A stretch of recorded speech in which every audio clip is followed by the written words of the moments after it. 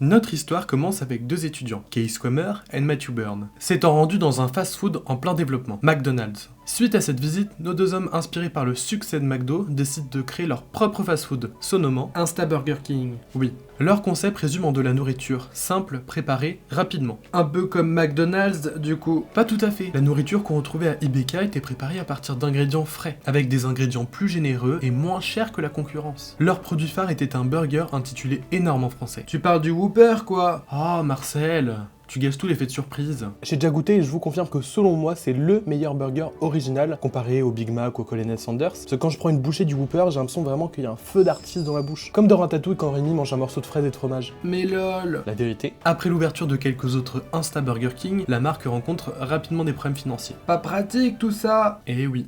C'est alors que deux jeunes étudiants, convaincus par le potentiel du Whopper, ont racheté la marque. L'année suivante, James McLamore et David Egerton, les fameux étudiants, ont ouvert plusieurs franchises d'IBK à Miami. Après que la marque ait changé de nom pour être celle qu'on connaît aujourd'hui, le projet d'expansion internationale commence. Je vous passe tous les détails et les dates, mais faut juste savoir que depuis 2014, après plusieurs rachats, BK est une filiale de RIB, Restaurant Brands International. C'est quoi une filiale? Pour faire très simple, c'est comme une société de production, Disney par exemple, avec un film. Le film est contrôlé financièrement par la société, mais reste indépendant. C'est-à-dire que c'est le réalisateur qui fait son film, et pas Disney. Et donc BK est le film, et RIB est la société de production. Ah d'accord. Sinon pour prendre un autre exemple, c'est comme papa et maman avec les enfants. Papa et maman c'est RIB, et les enfants c'est BK. Notre histoire continue en 1980 avec l'arrivée de BK en France. En 95, la concurrence débarque. C'est Quick et McDonald's. En 97, soit 17 ans plus tard après son ouverture, l'enseigne quitte la France, à cause de problèmes financiers, à croire que c'est une malédiction. 15 ans plus tard, soit fin 2012,